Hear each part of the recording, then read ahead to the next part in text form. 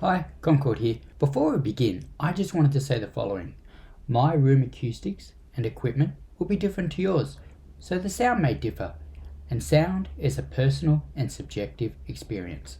That out of the way, let us begin. The Anthem 525. Now, this is a video I've been meaning to do for some time, and I finally got around to it.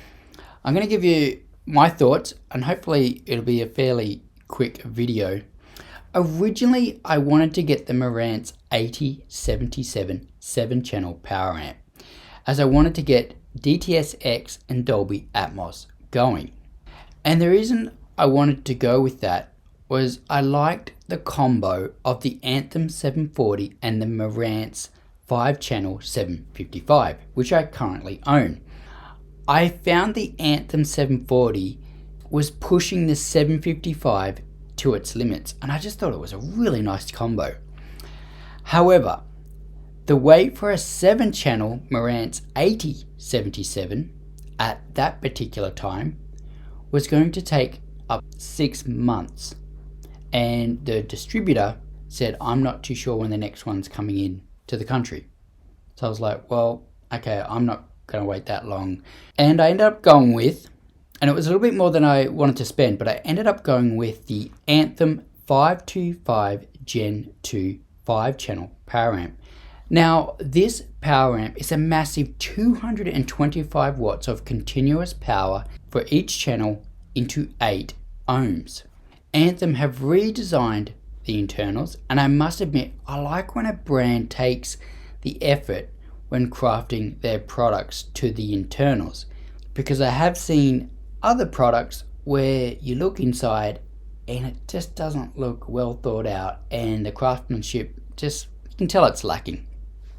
Now, the 525 has 2 massive transformers at the front, along with 5 heat sinks, and the unit weighs close to 28 kilos, so it's not light, so just be mindful when you're putting it on your HiFi rack.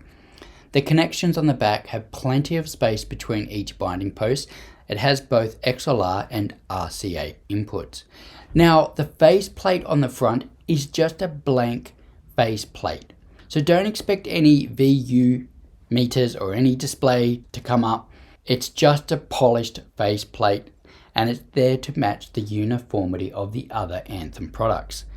And not having any display come up, well, that's fine with me. I just want the power amp to provide me with good power to my speakers along with good sound.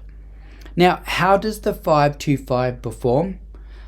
Look, sonically it's detailed and dynamic, and it's just like the MRX 740, and probably more like their other products, the AVM 90 and the AVM 70. Now, with the 525 Gen 2, the noise floor is great, so the background noise is basically non-existent. Like I said with the MRX 740, glass breaking is nice and crisp.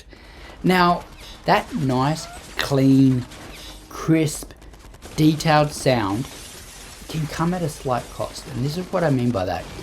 Now, I'm getting an awesome home theater experience.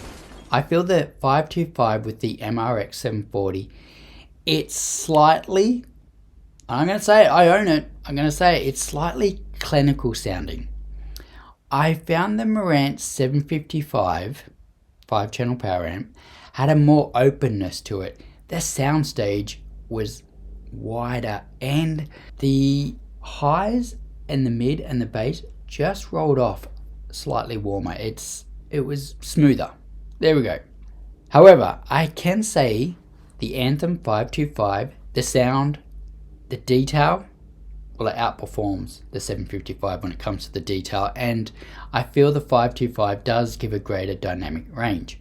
So it's going to be up to you, what your interpretation to your ears, what you think.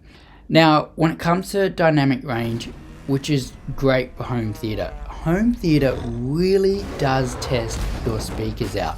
The amount of detail that goes into a movie track can be absolutely incredible, and the Anthem handles home theater sound really well. Now, I own both the Marantz 755 and the Anthem 525. I'm running both, and I'm running 7.2.2 for DTS-X and Dolby Atmos. I'm happy with both. I've gone with the 5-channel Anthem to my main speakers, which is the 5, and the Marantz is running the surround backs and the ceiling speakers. Now, what I did find, when you buy other components, I did mention this in my Magnetar review, when you have other components hooked up, they contribute to the sound, not dramatically, but there is a certain percentage there that they do contribute. And I found the Magnetar slightly tamed the Anthem, and I actually thought, hey, there's that a little bit more openness to it.